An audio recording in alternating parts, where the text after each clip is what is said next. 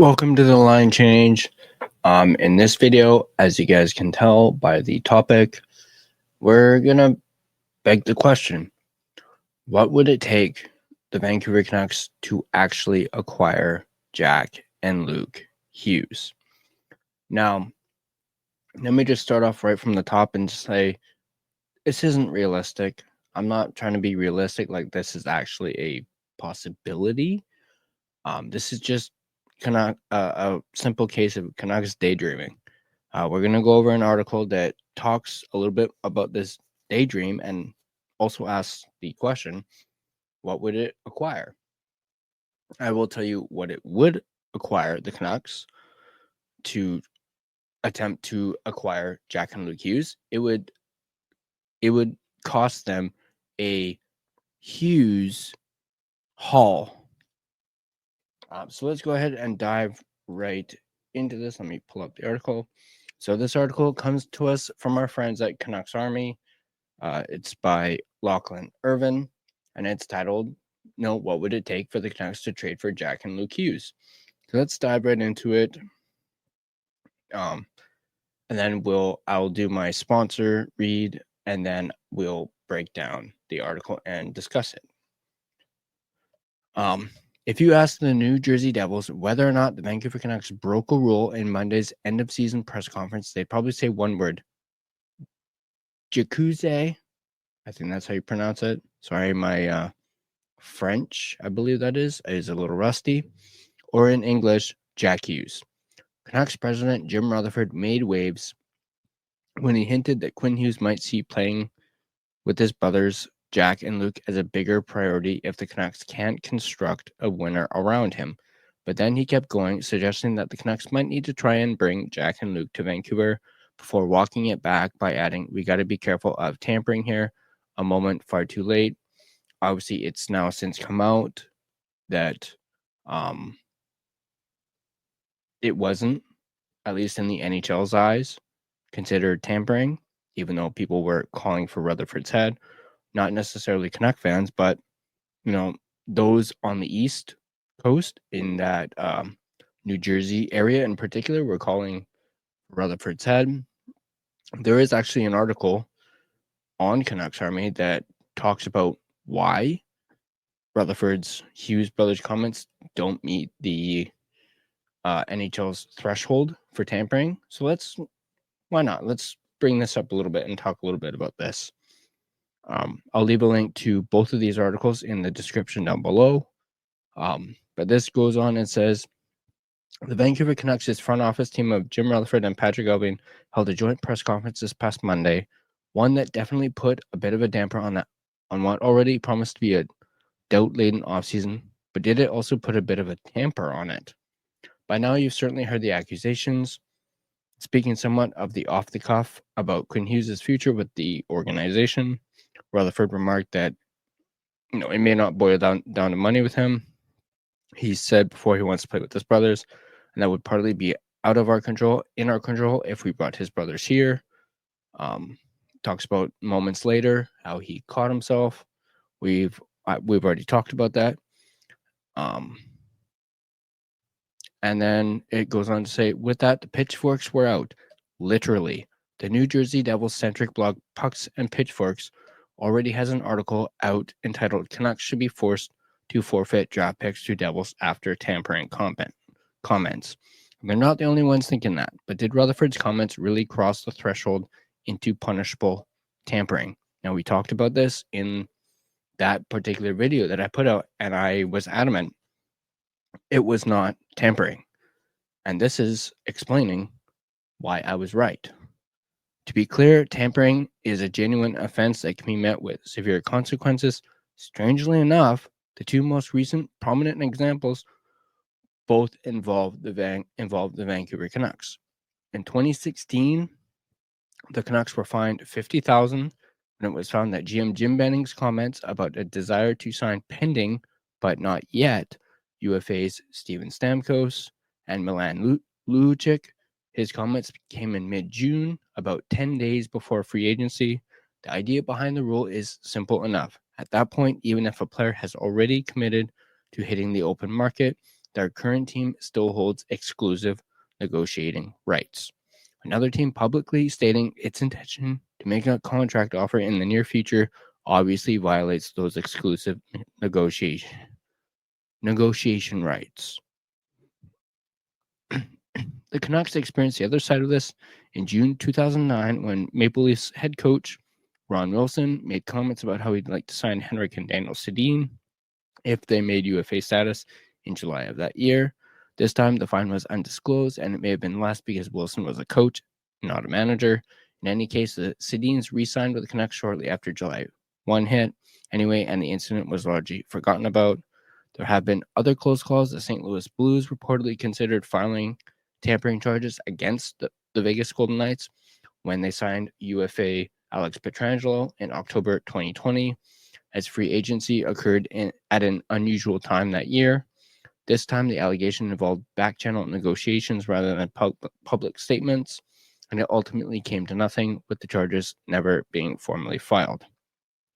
There's also ample historical cases, with the most famous being the 94 Scott Stevens case, in which the New Jersey Devils, funny, were slapped with a $1.5 million fine and the forfeiture of a first-round draft pick. But hey, at least they got Scott Stevens out of it.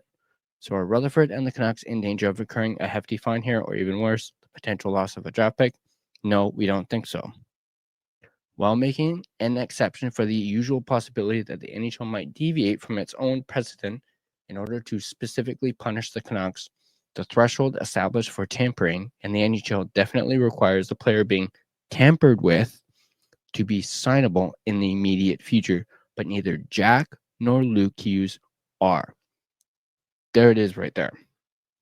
Neither player are signable in the immediate future. Yes, Luke Hughes is on a expiring contract, but we're going to get into that in just a second here. Especially not Jack, who is signed until 2030 on a bargain deal with a cap hit of just $8 million. The Canucks can want to sign him all they like, but they won't receive the opportunity to do so until next decade, when Rutherford will almost certainly be on a well-earned retirement. Luke, on the other hand, is a pending free agent whose entry-level contract expires July 1, 2025. A restricted free agent, sure, but a free agent all the same. Due to the existence of offer sheets, an RFA can still be tampered with, but not Luke Hughes. Specifically, he's what they call a 10.2C RFA due to not yet having 3 official years of professional experience under his belt, and 10.2C RFAs are not eligible for offer sheets. So there's your answer right there. Jack Hughes signed until 2030.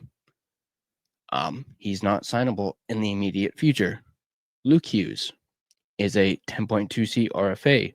So the only team that can negotiate with Luke is the New Jersey Devils. So there you go.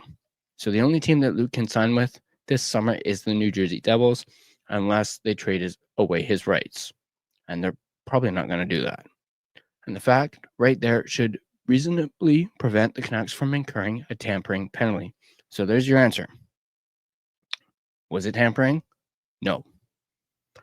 If we go back to that 2016 Benning incident, we'll recall that Benning also mentioned at the same time as he tampered with Stamkos and Lucic that he had trade discussions with Montreal about PK Subban.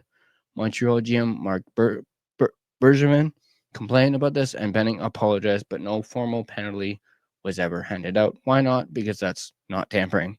No exclusive negotiating rights are being violated there.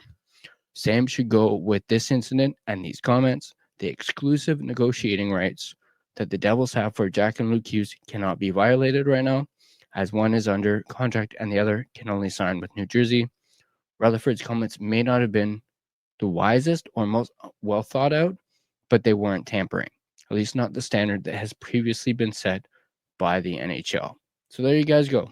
A little bit of a bonus topic for this video. But let's get back to the what this video is all about. But actually, since that ran a little long, I'm going to quickly do my sponsor read, and then we'll dive into the article. So we'll flip things around a little bit.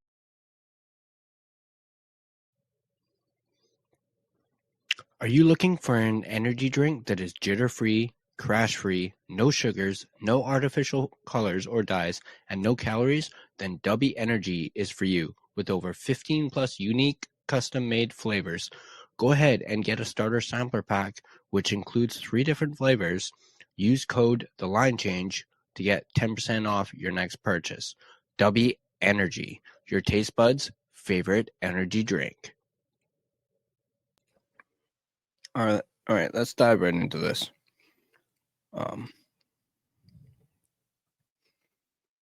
So where were we? Oh yeah, Canucks president made waves. All right, we already said that, so I'll skip over that. All right, we'll start off from here. So, while Rutherford's not allowed to tamper, we sure are. It's not wrong. So let's live in this fantasy for a moment, shall we? Let's say Jack and Luke Hughes were on the table for the Canucks to grab. What kind of trade deal, besides massive or Hughes, would it take? The Devils are a team that considers itself at the height of their competitive window, and Jack Hughes is the face of that era. The former first overall pick has led a renaissance in New Jersey, making them one of the most entertaining teams in the NHL to watch.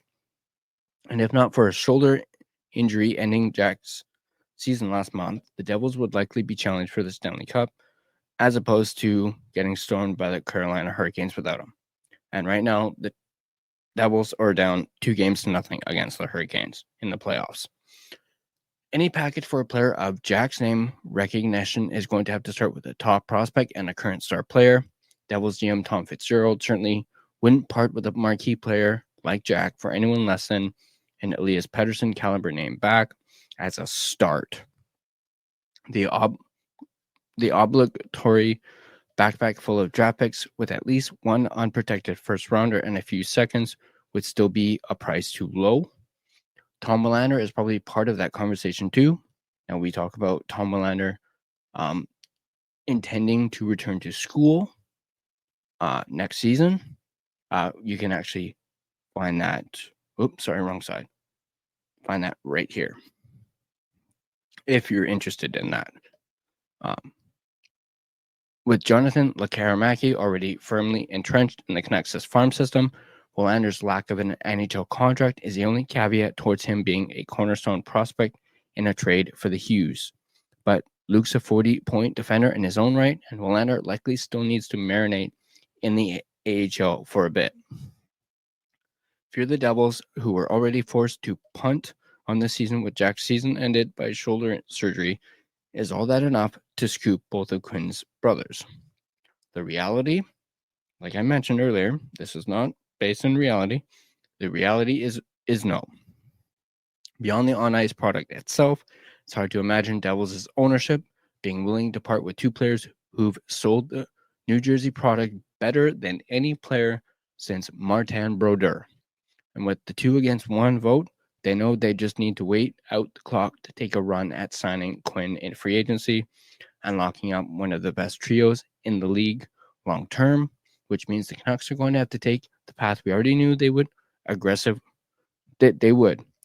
building a titan around Quinn that's far too talented for him to leave. If Rutherford and Alvin can be half as bold in the trade market and free agency as they were in that Monday press conference, they'll put together a team worthy staying for a different kind of brotherhood.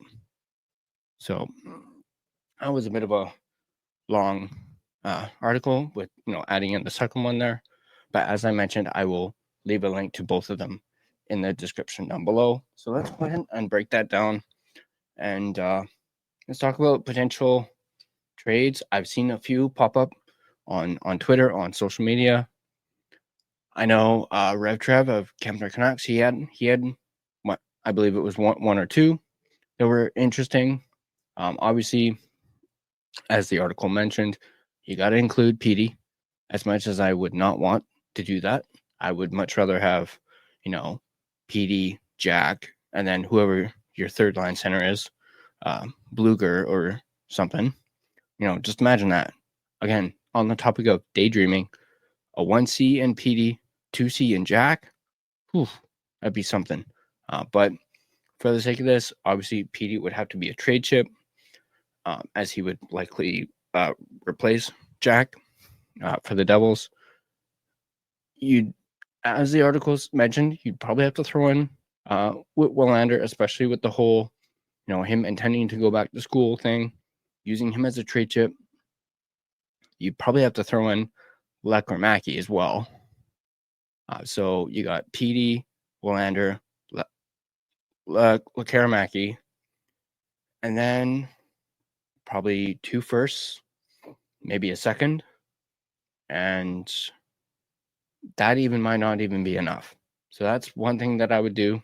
So I'd go PD, Willander, Lekkerimäki, 2 firsts, make sure one of them is unprotected, and then for Jack and Luke, obviously we're talking fantasy here and maybe a little bit of NHL 25.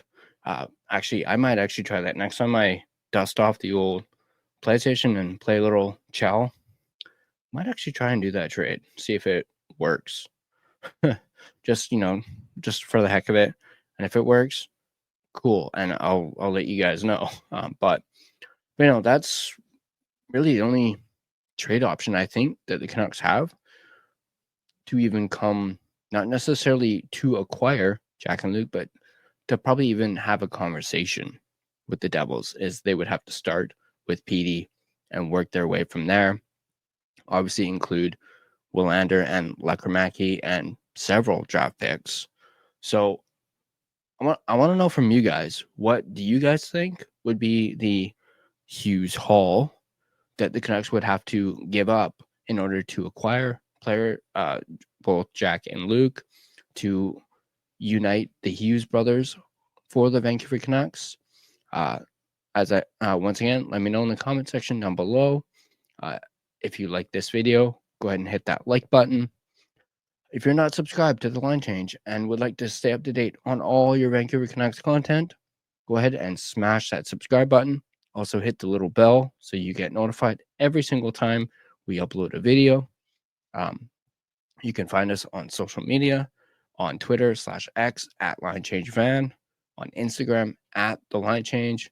You can also find us on Facebook. Just search The Line Change to find our Facebook page. If you prefer a audio version of this podcast, you can find us on both Spotify and Apple Podcasts. Please be sure to rate and review if you do so. And that's going to do it for this video.